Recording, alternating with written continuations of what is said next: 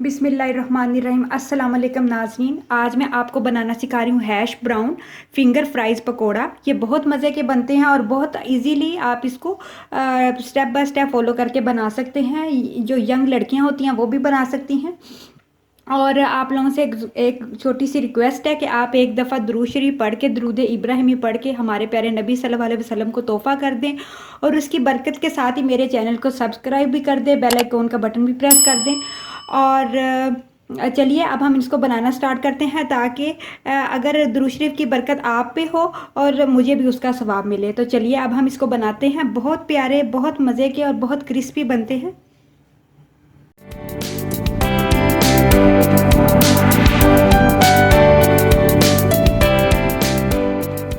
Hash brown finger fries पकौड़ों के ingredients आप note कर लें। हाफ़ के जी मैंने पोटैटोज़ लिए हैं और पोटैटोज़ को मैंने ऊपर से सारा छील के इनको मैंने फिंगर शेप में काट लिया है।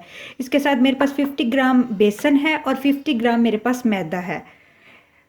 1 टेबल स्पून मैंने रेड चिली पाउडर लिया है। 1 टेबल स्पून मैंने नमक लिया है। 1 टीस्पून मैंने ओरिगानो पाउडर लिया है। 1 टीस्पून मैंने लहसुन पाउडर लिया है। गार्लिक पाउडर, अगर आपके पास गार्लिक पाउडर ना हो तो आप इसकी जगह पे गार्लिक पेस्ट भी डाल सकते हैं। 1 टीस्पून मेरे पास चाट मसाला है और 1 चुटकी मेरे पास अजवाइन है। अजवाइन अगर आपका दिल करे तो डाल लें, ना दिल करे तो स्किप भी कर सकते हैं, लेकिन ये बहुत मज़े की लगती है। 1 टेबल स्पून मेरे पास दादड़ किया हुआ जो है खुश्क धनिया है और 1 टेबल स्पून ही मेरे पास कुटी हुई लाल मिर्च है। तो चलिए अब हम इसको बनाना स्टार्ट करते हैं।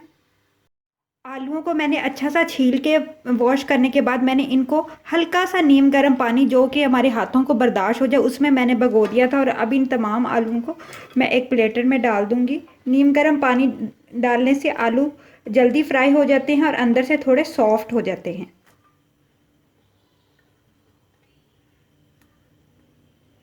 इसको हम साइड पे कर देंगे और अब इसके अंदर मैं तमाम मसाले ऐड कर दूँ।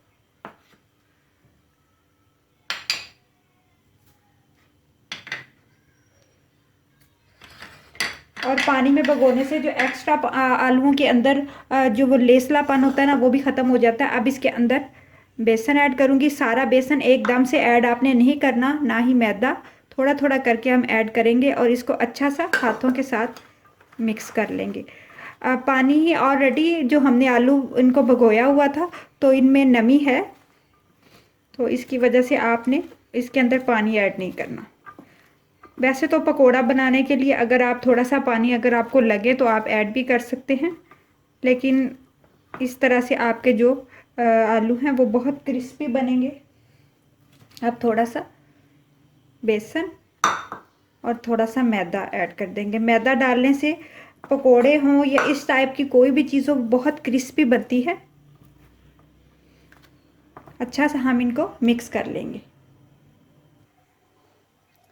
तमाम इंग्रेडिएंट के साथ मैंने इनको अच्छा सा मिक्स कर लिया है। तमाम मैदा और तमाम बेसन ही ऐड किया है, लेकिन थोड़ा थोड़ा करके ऐड किया है। और मेरे आलूओं में अच्छी सी नमी थी, जिसकी वजह से ये इस तरह से कोटिंग बहुत अच्छी हो गई है। अगर आपको लगे कि कोटिंग में थोड़ी प्रॉब्लम आ रही है तो आप 2 टेबल स्पून इसमें पानी भी ऐड करके अच्छा सा कोट कर लीजिएगा, ताकि जो मैदा और हमने तमाम स्पाइसेस इसमें डाले हैं वो अच्छे से मिक्स हो जाएं। अब इसको तकरीबन 10 मिनट के लिए मैं इसको छोड़ दूँगी रेस्ट पे, ताकि जो मसाला है वो अच्छा सा इसमें रच बस जाए और फिर हम इनको फ्राई करेंगे।